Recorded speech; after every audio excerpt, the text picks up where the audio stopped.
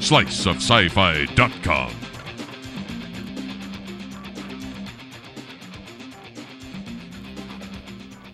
Hey guys, I'm Zoe Hewitt and welcome to the Slice of Sci-Fi special report. Now I am here in Van Nuys, California with the oldest sci-fi club not only in this country but on this planet. And one of the members is here with me. This is Liz. Hey Liz. How you doing? How you doing? Now Liz and I were just talking Klingon, so can you greet us all in Klingon? Kaplach. Kaplach, everyone. Kaplach. Yeah, gotta work on your pronunciation there, and don't be afraid to spit. If you're spitting, you're doing it right. Well, that's good to know. Now, you've been a member of the club since February, but the club's been around for a long time. When was it founded? Founded in the 30s, actually. I believe it was 1934. Could be wrong, like I said, I'm still pretty new. Originally, it was part of like a mail-in club, the Science Fiction League, I believe, and the league kind of faltered, but the LASFS lived on, and it became the LASFS, and it's been running consistently to this day, so that's a long time. It's many years, and we should probably clarify too that LASFS stands for Los Angeles Science Fantasy Society. Yes. So it's a tongue twister, but it's easier to say LASFS. But yeah, you know. But just so everyone knows what we're talking about. Acronyms, gotta love them. Yes. So who are some of your most famous members? You've had a lot of them. Oh God, we have a laundry list of them. I mean, more names than even I know, but the ones I hold especially near and dear. You got Ray Harryhausen, who's done special effects on, a bajillion movies. Authors like Larry Niven, Jerry Pournelle, John DeChancy, they still come to meetings regularly. And, it's very cool for me because I've just started reading Larry Niven. He's one of the authors I haven't read yet, so I've just started reading one of his books. It's like, So do you geek out at meetings? I try not to, but I tend to geek out no matter where I am. So, yeah, there's a lot of geeking out. And when I first joined, what really made me geek out is Ray Bradbury and Robert Heinlein. They are members of this club, and they may no longer be with us, but they're still members. Death does not release you.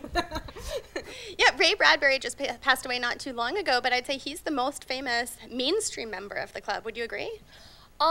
Pretty much. I mean, probably the most well-known by people who are not really hardcore into in the fandom. Robert Heinlein might follow, though.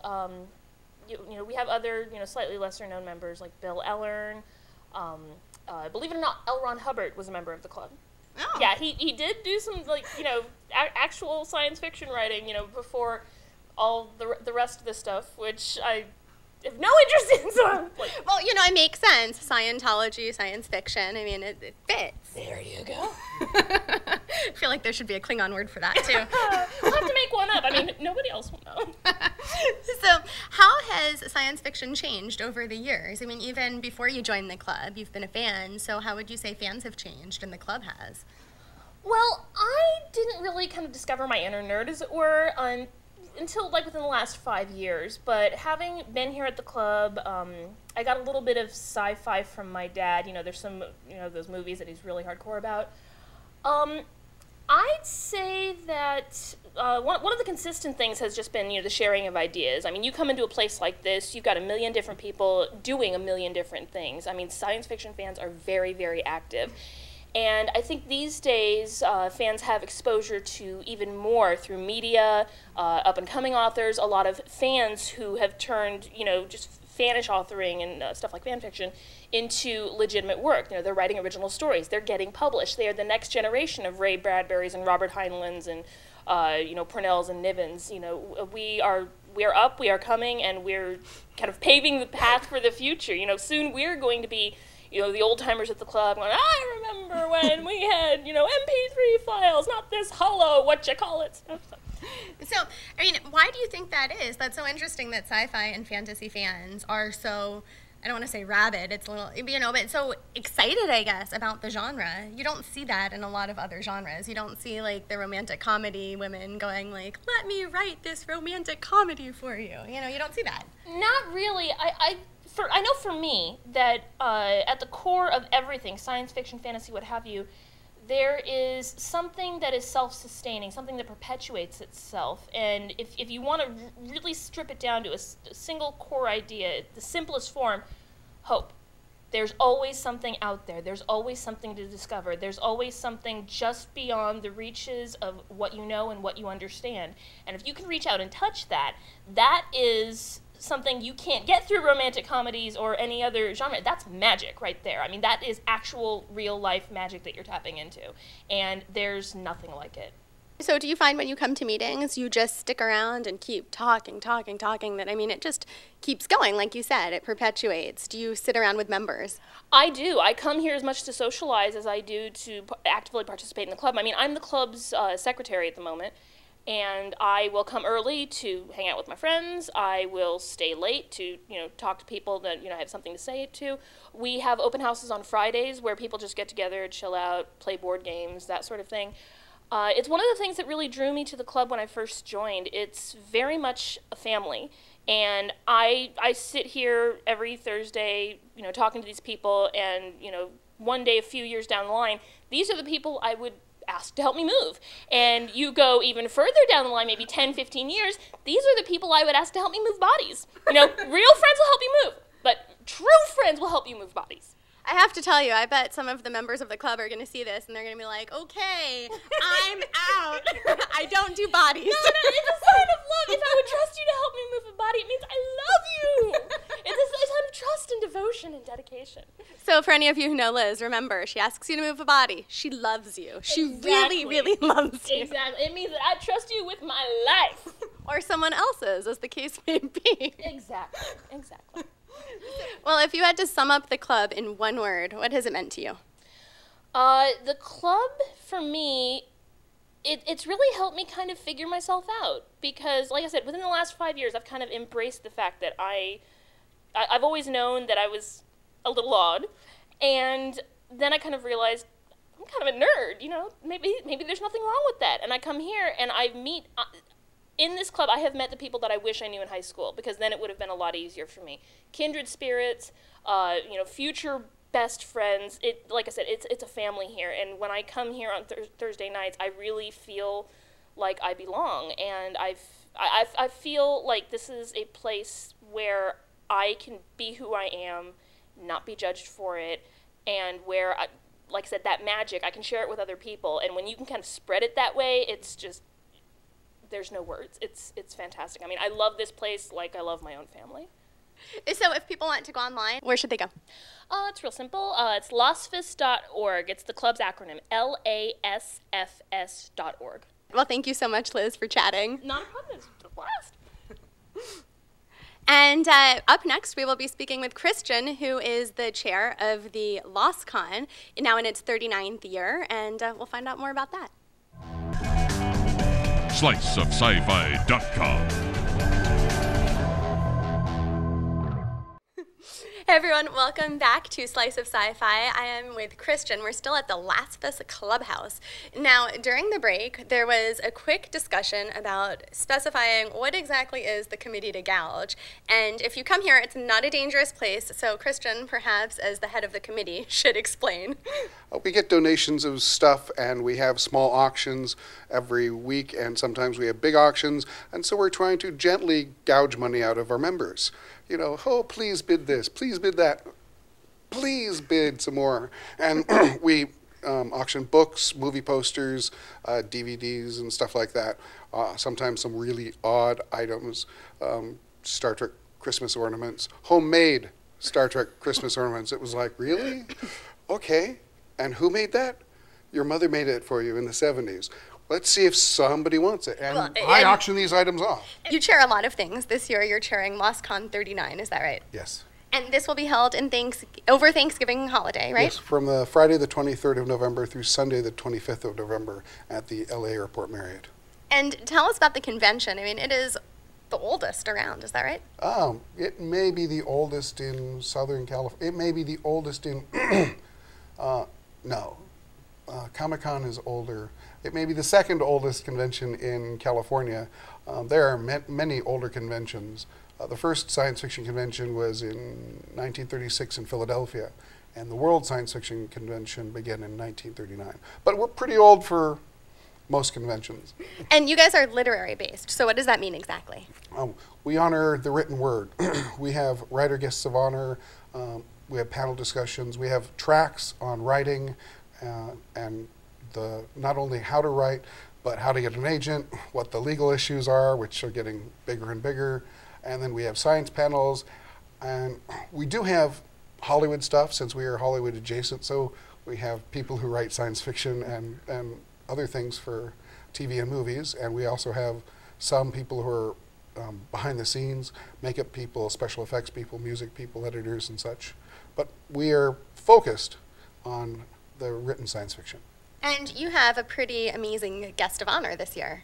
Yes, we have Werner Vinge. He's a retired professor from UC San Diego. He's been writing for 30 years. He's won Hugo Awards and Nebula Awards. He has a new book out last year that, of course, at this moment I'm blanking on. And you guys also have some other guests of honor. Who are they? Yes, we have an artist guest of honor named Alan White. He's out from Las Vegas.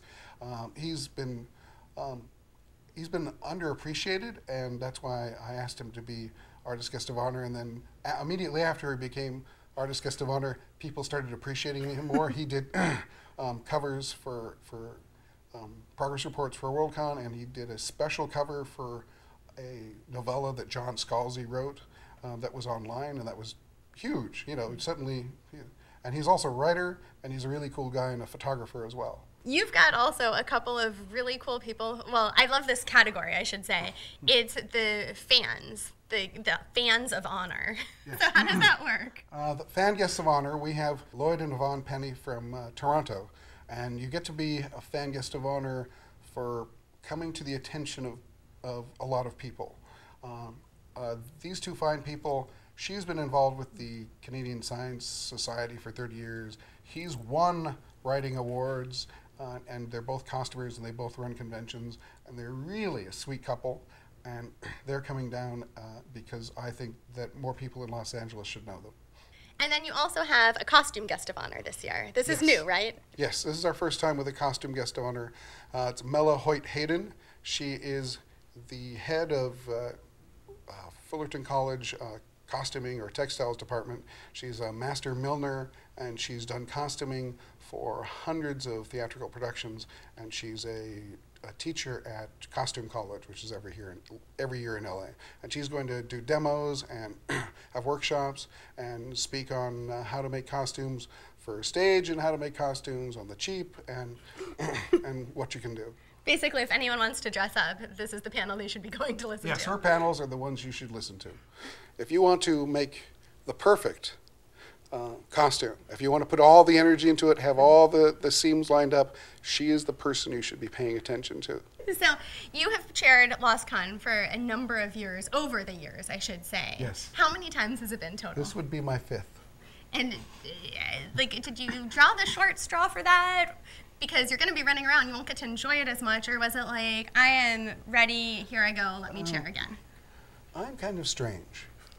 I am a reader of science fiction, fantasy, and whatever. And I came to this club to be a reader, and then I discovered my hobby. Some people, build ships in bottles. I run conventions.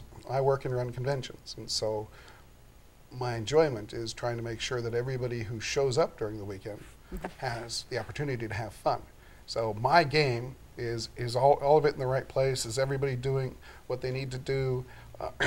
All the pieces together. So it's like role-playing and tabletop gaming all in one. Amazing. And think of all the thousands of people over the years that you've really touched with these amazing conventions that you've put together. I mean, that's pretty exciting. Like, you've created something really big.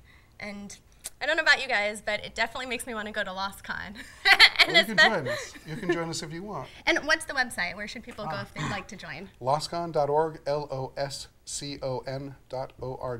You guys have an amazing library here. So in just a second, we'll be back with Arlene, who's going to take us through the 30,000 volume library. SliceOfSciFi.com. Hey everyone, welcome back. I'm Zoe Hewitt, and right now I am in the LASFS library. It's kind of a tongue twister there, and I'm with Arlene. Kerplach, Arlene. Kerplach back. You guys have a lot of volumes here. How many do you have? We have over 30,000 volumes of books in many different shapes and sizes here at the library. And where did they come from? Were they Forey's collection originally? Some are donated by other people, some are purchased. It's a little of everything. And it includes everything from hardback to paperback. and DVDs and a whole bunch of other stuff. So I guess before I ask you more about that, we should backtrack a second. We haven't introduced Forey before, so Yes. can you explain who is he and why would he give you books? Well, Forrest J. Ackerman was one of our most prestigious members of our club. He was not one of the originals that started the club in 1934, but he was in the next generation. And basically, he formed this club to what it currently is. Before it was an authors gathering kind of thing where they were nurturing new authors, and then he brought it into the mainstream of fandom and so forth like that, and also still with that nurturing of new writers and things in mind. So it grew and grew and grew into what we have now. Which is amazing. And he had everything. His place was called the Acker Mansion, is that right? Because he had Yes. so much memorabilia. Yes. It was a shame when he had to break that up. But he used to have a virtual tour for those people who couldn't make to his house. There was something online showing all of his collection, which was highly extensive. It was huge. Anything from books to magazines to objects and things like that. He just was such an avid collector. Well, it's pretty cool then. We've got a virtual tour for all of you who can't make it. Can you tell us how the library is broken down? Well, we have a section where we have a series of books, which there's quite a few of, and that moves into the author, different authors in alphabetical order. And then in our other room, which we'll head over to eventually. Let's go take a look. Okay. So you guys, you probably can't see all of the titles here, but I have to say when I saw it at first, I was like, what's Toy Story doing? And then I realized this isn't just sci-fi, as we've been calling it, it's fantasy also. So there are lots of members, like Arlene is saying, and they have a passion for everything from sci-fi to fantasy. So this library has to really cater to all of it.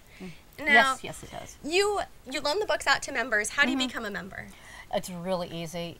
You come to our meetings, you get the first 3 meetings free. You decide if we are your people, and then you fill out a form, hand $5 to our treasurer, and then at the next board meeting, you are voted in. And then anytime you show up, it's $3. Bada bing, bada boom. Easy, You're in. cheap. Easy, cheap, and you get all the books and videos and you you can get all watch. the access you want to any of this stuff. Now, we were talking earlier about doing some sort of scavenger hunt through the library, but you guys have just moved into this new clubhouse not that long ago, so Right. everything is not in place yet. You may have seen some boxes.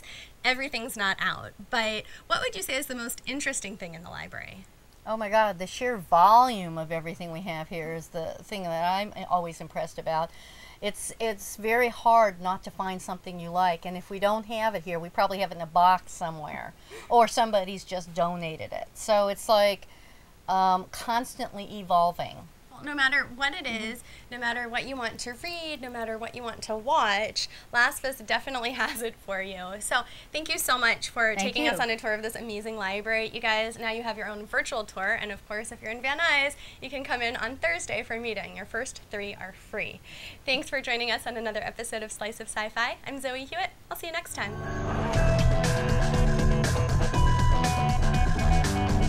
SliceofSciFi.com